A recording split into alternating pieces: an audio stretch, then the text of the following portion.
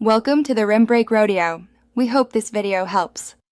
You start by making sure the Mac meets requirements and that Apple Intelligence is enabled. Open System Settings, go to Intelligence, and toggle it on. Sign in with your Apple ID so data syncs across devices. Once done, allow microphone and privacy permissions when requested. This makes features like live dictation and contextual suggestions work. Make sure iCloud Sync is active for Messages, Notes, and Safari so the system has context. Now proceed to configure model preferences and local vs Cloud balance.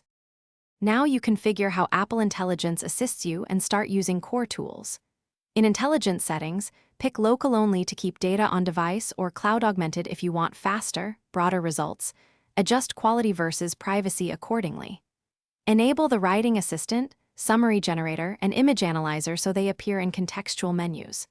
Once configured, use keyboard shortcuts, Quick Note, or right-click to summon suggestions. Practice with a short document to see rewrite, summarize, and tone options. Finish by validating the workflow on actual tasks so you know what to expect. Try summarizing an article, drafting an email with the assistant, and running the Image Analyzer. Observe speed and accuracy, then make adjustments. If performance slows, free up disk space, quit heavy apps, or lower model quality. Restart the Mac if needed. If features stop working, sign out and back into your Apple ID, regrant permissions, and reset Intelligence preferences. This often fixes permission or sync problems quickly. Thanks for watching. Consider subscribing if we helped you.